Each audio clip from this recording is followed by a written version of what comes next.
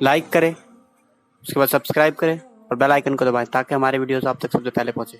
अगर टेंशन है या कर्ज है तो देखिए अल्लाह ताला ने हर चीज़ का एक हल रखा है।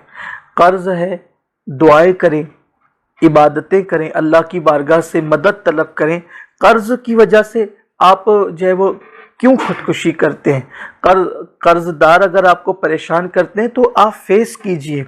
बल्कि अगर इतना कर्ज हो गया कि अदायगी के लिए कोई सामान नहीं है तो इस्लाम ने उसके लिए ज़कात का निज़ाम भी रखा है कि आप ज़कात लेकर के कर्ज अदा कर सकते हैं। कोशिश करें। बल्कि ये भी रिवायतों में आता है कि अगर किसी का पहाड़ों के बराबर कर्ज हो और वो बंदा बज़ाहिर कोई असबाब ना हो और नियत कर ले कि मैंने कर्ज अदा करना है तो अल्लाह उसके लिए असबाब पैदा फरमा देता है। और बल्कि हदीस पाक में आता है कि कोई बंदा फज्र के बाद या फज्र की सुन्नत और फ़र्ज़ के दरमियान 100 मरतबा ये तस्बीह पढ़ ले, सुब्हानल्लाहि व बिहम्दिही सुब्हानल्लाहिल अज़ीम व बिहम्दिही अस्तगफिरुल्लाह, तो अगर पहाड़ों जैसा उस पर कर्ज होगा तो अल्लाह उसकी अदायगी के लिए भी असबाब पैदा फरमा देगा।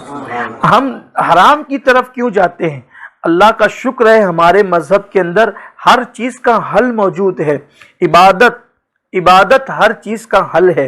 अल्लाह से मदद मांगे, इसलिए कि अगर आपको अल्लाह पर यकीन नहीं है और अल्लाह के रसूल पर आपको यकीन नहीं है तो फिर आपका कलमा पढ़ने का फ़ायदा क्या है? अल्लाह पर, उसके रसूल पर यकीन रखें। अल्लाह वो है जिसने भीख मांगने वालों को बादशाह बनाया है। अल्लाह वो है कि जिसने कल्लाशों को, मोहताजों को जो है वो दाता बनाया, देने वाला बनाया है, अता करने वाला बनाया है।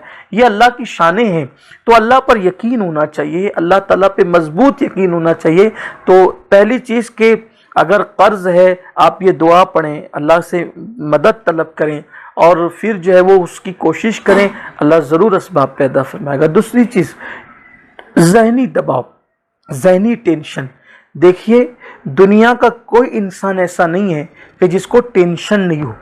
ये और बात है कि जो दुनिया के दाना लोग हैं, होशियार लोग, वो हज़ारों टेंशन में रहने के बावजूद भी मुस्कुराते हैं और जीने की कोशिश करते हैं। बल्कि ये दुनिया टेंशन का, मुसीबतों का, बलाओं का घर है।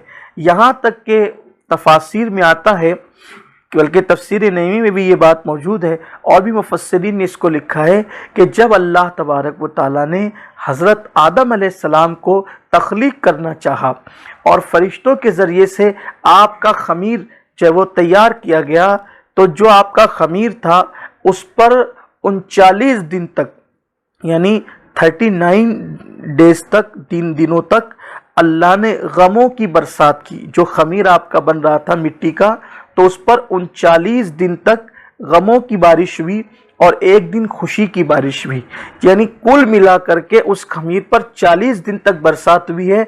39 दिन बरसात हुई है गमों की और 1 दिन बारिश हुई है खुशी की। इसलिए आदमी गमगीन ज़्यादा रहता है और खुश कम रहता है।